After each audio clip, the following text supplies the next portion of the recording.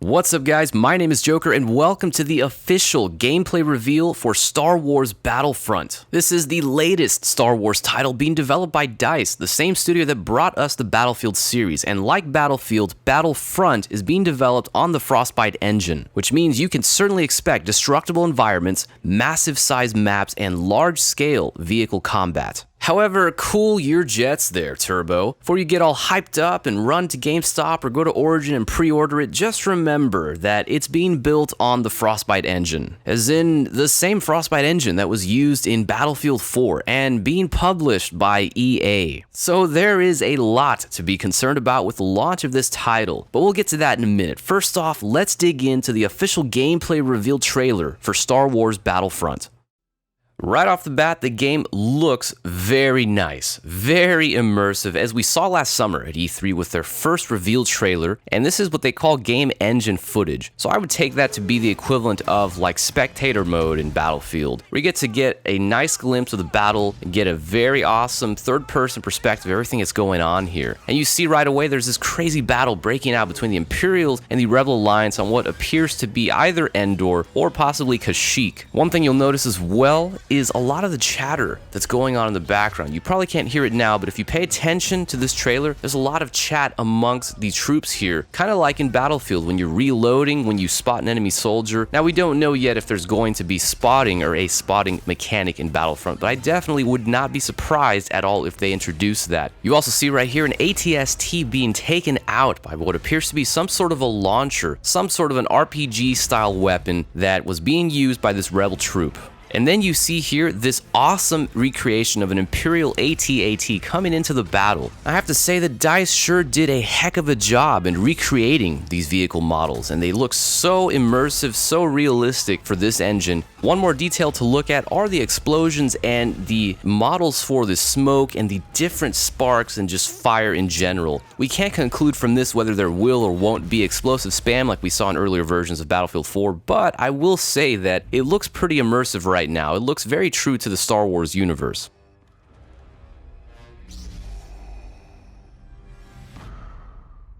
Alright, I just had to pause 1 second for that because that's Darth Vader. And as we knew, Jedi heroes and villains from the Star Wars universe are going to be in this game. Now you see Boba Fett here hovering above this crazy battle. If there's one detail that sticks out, it's that destroyed Star Destroyer in the background. That should be familiar to anyone that watched the trailer for the movie yesterday, because this is in fact from Star Wars Episode VII, The Force Awakens. This is in fact the Battle of Jakku, and DICE has confirmed that this will be a free DLC to all owners of Star Wars Battlefront starting December 8th, which also includes a 1 week's early access pre-order incentive for anyone that pre-orders the game.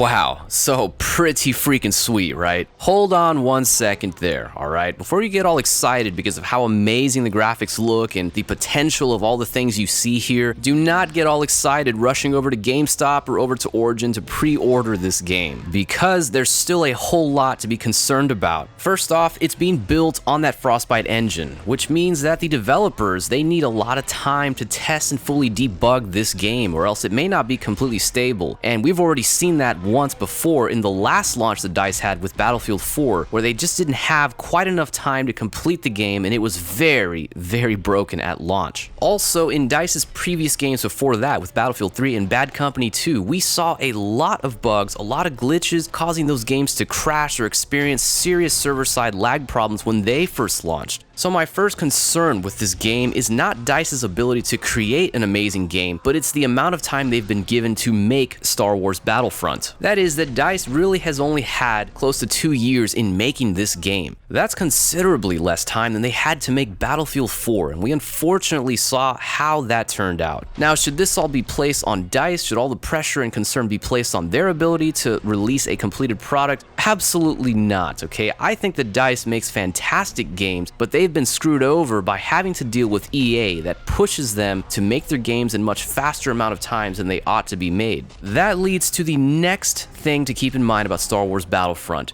This game is being published by EA, and EA cannot allow this game to be delayed at all, okay? Just consider this. They are launching this game right alongside the movie release for Star Wars The Force Awakens. This game, for EA is the one game they will absolutely not allow to be delayed. It would be a serious marketing failure for them if they did so, and would be detrimental to the expectations they've set already to their investors for their quarterly projection of Q4 of 2015. But what does that mean for us as gamers and consumers? Well, it means that EA will force the launch of Star Wars Battlefront whether it's ready or not, to avoid missing the chance to launch it alongside this next Star Wars movie. So brace yourselves, guys. We are in for a potentially broken or buggy game when it first comes out. In a nutshell, I'm very concerned with the release of Battlefront because I believe it won't be ready this fall, but EA will force it anyways. I'm sure there's going to be an abundance of pre-order bonuses for getting the digital deluxe version or getting the collector's version. Likewise, I won't be surprised one bit if EA introduces microtransactions also into Battlefront. Those are my thoughts for the official gameplay reveal for Star Wars Battlefront, but I'd love to hear from you out there that are excited about this game, and especially those of you that have decided to pre-order it already. Let me know your thoughts and takeaways from this gameplay and from the future of this specific game in the comments down below. If you enjoyed this content here, then like this video by hitting that like button. Thank you for hanging out and watching. I'll see you next time.